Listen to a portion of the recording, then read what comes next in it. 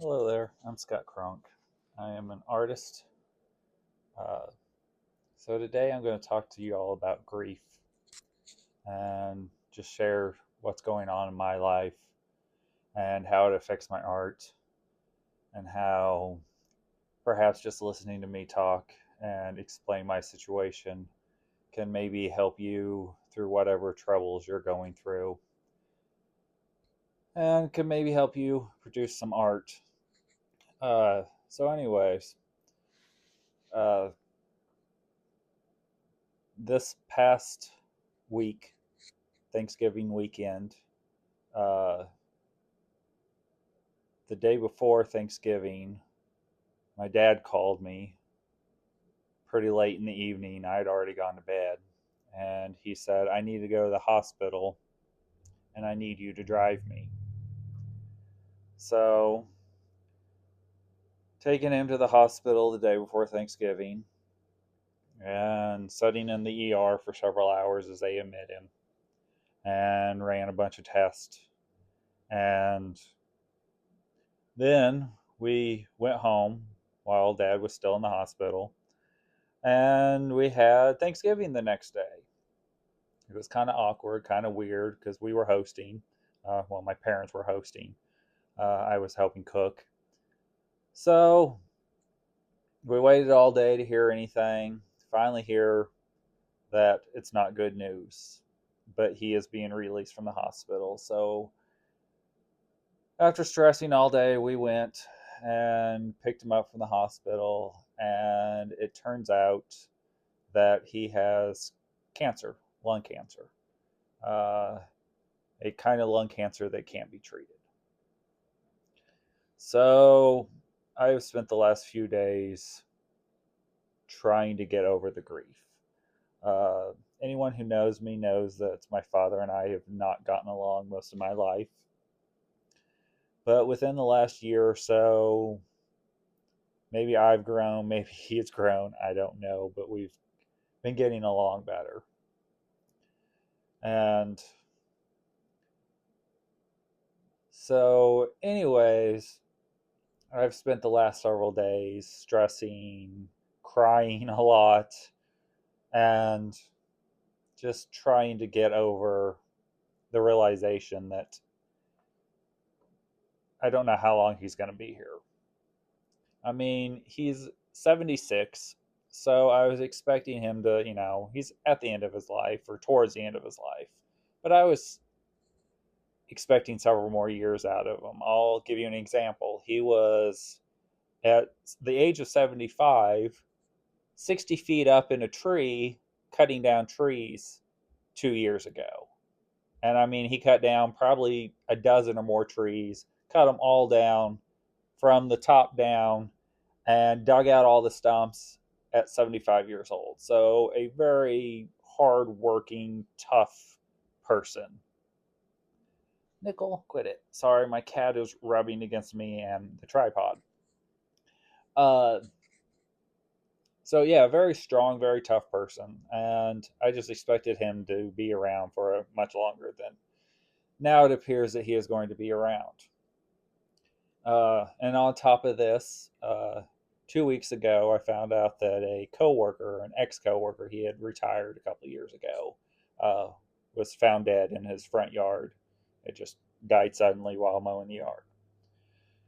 And then this morning, probably an hour ago, I found out that I lost another coworker.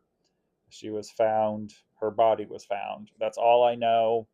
She has been kind of missing in action for a couple months, but we just assumed maybe she was in the hospital. She's had a lot of medical issues. We assumed she was in the hospital. So I don't know what's going on with that. But as an artist and just as a human being in general, it gets you down. I mean, that's a lot to think about. I mean, I worry about my mom because my parents live on 2 acres, and I know she's already been stressing about how is she going to take care of the house.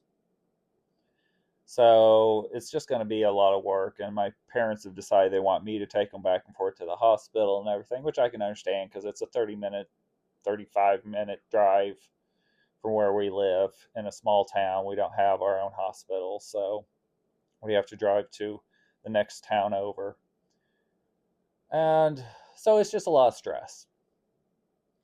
And I've spent the last few days. Sorry, my cat is driving me crazy, but I guess it's out of love or out of need or something. But so yeah, I've spent the last few days just wondering, worrying about my mom, worrying about my dad, worrying about life, stressing about everything.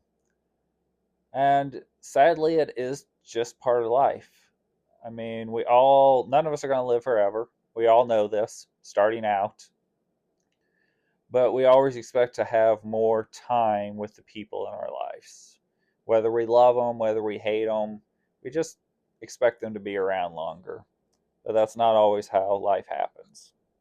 So, anyways, as an artist, how do you stay motivated? How do I stay motivated to paint? It's something I've struggled with for a long time. I always have to be in a very good, positive mood to paint. I have a hard time painting if I'm depressed or sad. I'm just not motivated enough to paint. So, 4 years ago, y'all are gonna think, "What does this guy do?" I work for Home Depot. I work retail. I've been there for 10 years, uh, and for some reason, I seem to lose a lot of coworkers since I've been there. It's just, I guess, life just happens to all of us, uh, and some of us go. Some of us go young, some of us go old. This guy, Jerry, went 4 years ago. He was actually going to retire in a month. He was 1 month from retirement and had heart failure. Just fell over dead. Uh, so, anyways, at the time, I was just getting my website up and going and really pushing my art and everything. And he was a big supporter of me. So at the time, I painted this painting. This is Jerry the Octopus in honor of Jerry. And it helped me heal just creating a painting and making it in memory of the person I lost. So in some way, that's sad. I mean, the octopus has nothing to do with Jerry. Maybe he loved octopuses. I don't know, but it was just a painting that I was wanting to do, and I had a lot of fun with it, and I struggled with it as I struggle with all my art.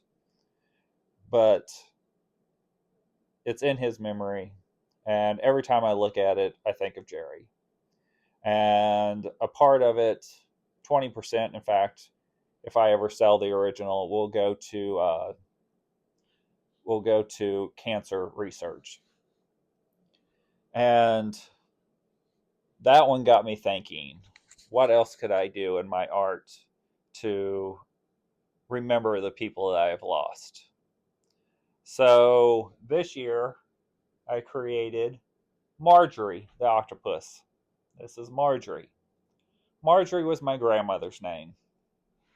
My grandmother died 13 years ago, 2013, and she died of old age. She was almost 90. But, it's still sad. And then my grandfather died of heartbreak. He died less than a month later after she went. Uh, so I'm actually already planning Lester. Lester was my grandfather's name. I'm already planning Lester the something. I don't know. Lester the lizard. I don't know. I'll probably paint some kind of a critter and name it after him. And I've even been thinking just today about on the back of the originals. So whoever buys the originals, I'm going to print up a photo of Marjorie, of my grandmother, and just a little bit about her life that can live with Marjorie the octopus and hopefully live on for many, many years. I'm going to do the same for Jerry. And sadly, soon I'm going to have one for Melissa, which is the lady who died today that I just found out about. And I'll be having one for my father, Ron, who I'm afraid is going to be sooner rather than later. But that's how I'm coping with it. Uh, Art has the ability to last for generations and has the ability to transcend the life of the artist. I think that's very knowledgeable as of now, as most of our art galleries are full of artists who have been dead for hundreds of years. And so the person may not live on, but the artwork lives on, their memory lives on, what they were going through at the time when they painted these paintings lives on. And by dedicating these paintings to a specific person, hopefully they will live on too. And that's how I'm looking at it. And I know I won't be here forever. And I really hope that even if I'm never famous, if I never have a following, if I never sell half of these photos or half of these paintings, that somewhere, sometime, maybe at a garage sale, someone will find Marjorie the octopus and she'll still have in dedication to Marjorie, to my grandmother. And through this digital world, maybe they could find out a lot of information about me and they could find out a lot of information about Marjorie and who she was and what her life was and what she meant to the world, to me, to my family. And just, yeah, that's how I'm handling my grief. I'm actually surprised I didn't cry during this. I really kind of thought I would. The last several days, every time I've barely been sleeping, I've just been crying a lot, and it's rough. Life is rough. Uh, but art can transcend. I mean, art can be there. Art can be there for the living. It can be something that you look at and you find beauty and glory and awesomeness in. It can evoke a lot of emotions in a person. And yeah, art is a beautiful thing. It's been around for thousands of years. And I hope it will be around for thousands more. I hope as long as there, I assume as long as there are humans, there will always be artists. There will always be people that are more in touch with their feelings than others. I honestly think the world might be a little better place if there were more artists, if there were more people in touch with their feelings. There's nothing wrong with crying. There's nothing wrong with showing emotion. It's being human. It's being alive. Life is hard. I've gone through plenty of times of hardness, of sadness, and I'm due for a lot more. I came from a very large family. Uh, I had 22 aunts and uncles, and over the years, I'm watching them all die, and that's hard. And it's hitting really hard with my parents. So, all I can say is create more art. You may not always feel like it, and it may not have to be immediate. I have a feeling my father will be gone for possibly years before I ever do a painting in his honor because I may not emotionally be able to handle it. But do something. Get up, continue to work, continue to laugh, continue to cry, continue to make their life mean something. Keep them in your memories. Create artwork. Create artwork that has nothing to do with them. Create artwork that has everything to do with them. But continue to live. Don't let life beat you. You won't be here forever, but make the time that you are here mean something.